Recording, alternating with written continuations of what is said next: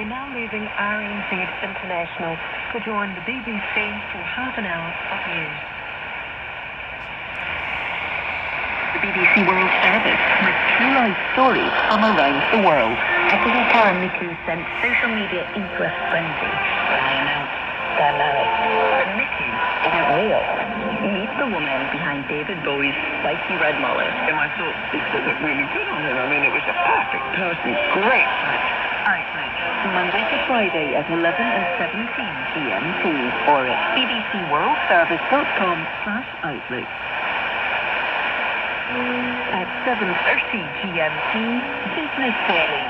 Today we're meeting a robot inventor who found his passion as his business. A PhD in robotics, handy enough to start a global tech company from Scotland, developing robots that teach children how to code. Now we return to Newsday. This is the BBC World Service, the world's radio station.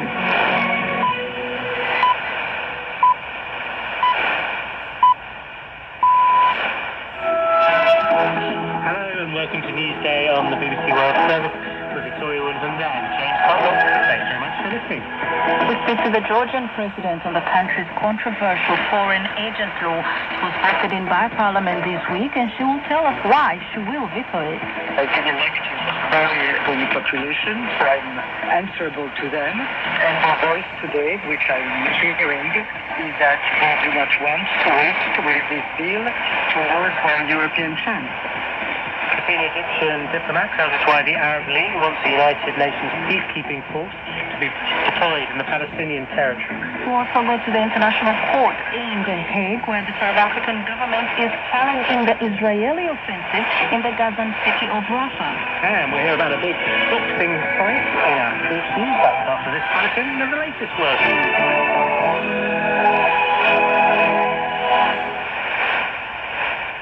Hello, I'm Chris Barrow with the BBC News.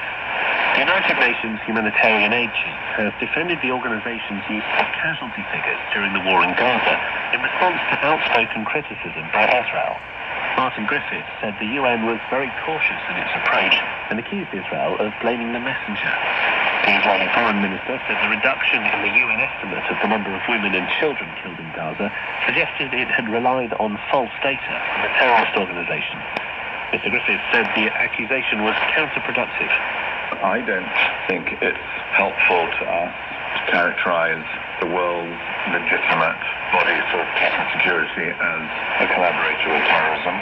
So I don't find this in the sense of helpful diplomacy. We have our views as today about the conduct of the war, but there will come a time when we'll all need to provide a future for the people of Gaza.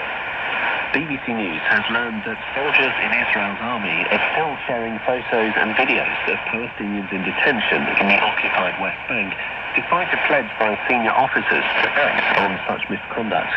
Legal experts say the posts may amount to a breach of international law. Lawyers acting for Israel will today respond at the UN's top court to South Africa's call for an end to Israeli military action in Gaza. The Israeli government has complained that the International Court of Justice is being exploited by South Africa. Anna Holland reports.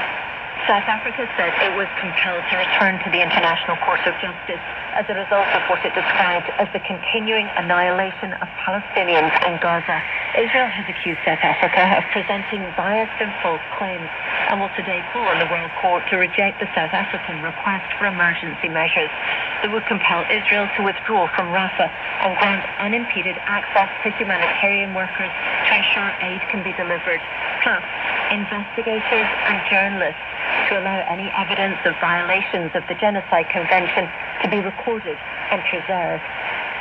The Japanese parliament has approved a change to the law, which for the first time will allow divorced couples to share custody of their children. Currently, under the country's civil code, only one parent can be granted custody. Here's our Tokyo correspondent, Shoma Hilliel. Under the proposed system, divorced parents will discuss whether to apply for joint or sole custody, and if they fail to agree, the family court would decide. In Japan, women are still responsible for the bulk of childcare. The single custody system has been criticized for disrupting the relationship a child has with one of their parents, as well as leading to increased cases of unpaid child support. But the joint custody bill has proven controversial. Many lawyers have questioned how it would be enforced, especially in cases of parental abduction. This is The World Wall from the BBC.